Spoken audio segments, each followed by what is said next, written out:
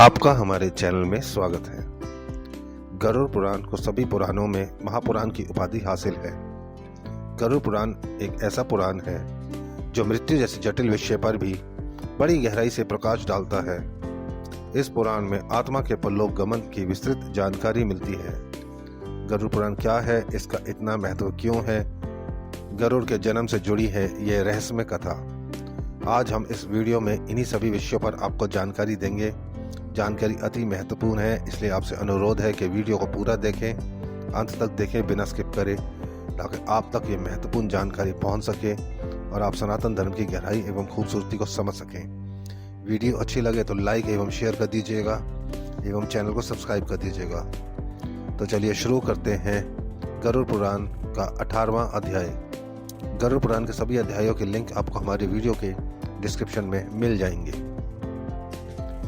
भगवान विष्णु के अवतार माने जाने वाले महान संत वेद व्यास ने कुल 18 पुराणों की रचना की थी, जिनके समग्र स्वरूप को अष्टदास महापुराण कहा जाता है। इन्हीं पुराणों में से एक है गरुड़ पुराण, जिसका पाठ मृत्यु के पश्चात किया जाता है। हिंदू शास्त्रों के अनुसार ऐसा कहा जाता है कि गरुड़ पुराण के द्वारा ही आत्मा को इस संसार से मुक्ति मिलती है और वह निर्धारित स्थान की ओर प्रस्थान करती है। लेकिन क्या आप जानते हैं कि गरुड़ पुराण जिस भगवान गरुड़ पर है उनका जन्म कैसे हुआ था?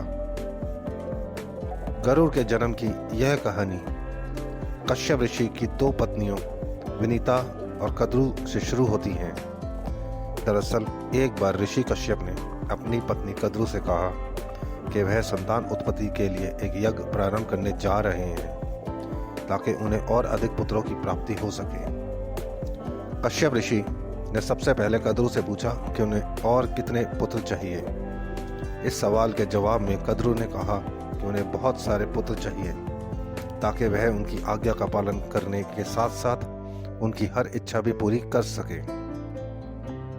ऋषि कश्यप ने जब अपनी दूसरी पत्नी विनीता से यही प्रश्न किया तब विनीता ने जवाब दिया कि वह मात्र 2 पुत्रों की कामना करती हैं, जो कद्रू के सभी पुत्रों की अपेक्षा ज्यादा ताकतवर हों। कश्यप ऋषि ने उन दोनों की इच्छा को स्वीकार कर लिया। कश्यप ऋषि ने यज्ञ प्रारंभ किया। यज्ञ पूर्ण होने के बाद कद्रू को 1000 अंडे मिले, जिनसे उन्हें 1000 पुत्र उत्पन्न होने थे। कद्रू ने सभी अंडों को गर्म पानी में रख दिया और उनकी देखरेख करने लगी। इसके साथ ऋषि कश्यप के बौने ऋषियों ने विनीता के 2 पुत्रों की उत्पत्ति के लिए यज्ञ प्रारंभ किया। इस यज्ञ के द्वारा उन्होंने एक ऐसे पुत्र का आह्वान किया जो इंद्रदेव से कहीं ज्यादा ताकतवर होता और साथ ही उसके भीतर अपने स्वरूप को बदलने के साथ साथ भारी से भारी सामान उठाने की भी ताकत होती। इंद्र को यह भनक लगी कि इस यज्ञ के द्वारा एक नए और ताकतवर इंद्र का जन्म होने वाला है। तब वह अपने पिता ऋषि कश्यप के पास गए। जब वह ऋषि कश्यप को बौने ऋषियों की यह बात पता चली तो वह बहुत क्रोधित हुए। अपने पुत्र के सम्मान को बचाए रखने के लिए कश्यप ऋषि बौने ऋषियों के पास गए और उनसे कहा कि उनके पुत्र से एक भूल हो गई है, जिसके लिए वह माफी के हकदार है। आप जिस ताकतवर इंद्र का आह्वान कर रहे हैं उसे देवताओं का नहीं बल्कि पक्षियों के इंद्र के रूप में बुलाएं। ऋषि कश्यप के आग्रह को मानकर बौने ऋषियों ने पक्षियों के ताकतवर इंद्र को का आह्वान का यज्ञ शुरू कर दिया और 2 अंडे ऋषि कश्यप को सौंप दिए। अपनी पत्नी विनीता को अंडे सौंपते हुए कश्यप ऋषि ने कहा कि इनका बहुत ध्यान रखना और कुछ भी हो जाए अपना धीरज मत खोना। इतना कहकर ऋषि कश्यप हिमालय पर तप करने के लिए प्रस्थान कर गए। आगे चलकर कद्रू के 1000 अंडों में से 1000 सांप निकले जो बहुत ताकतवर थे।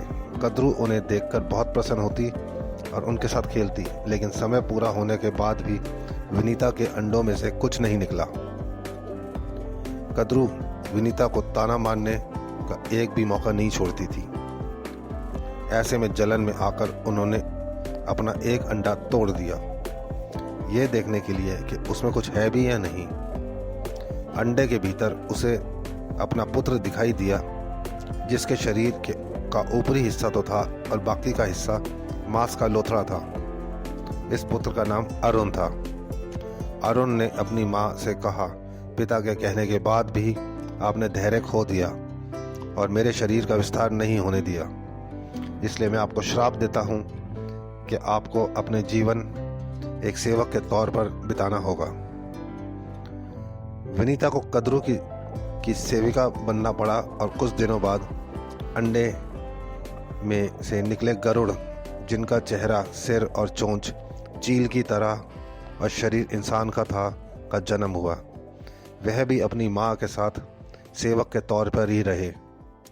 गरुड़ बहुत ताकतवर थे और अपनी इच्छा अनुसार अपना स्वरूप बदल सकते थे।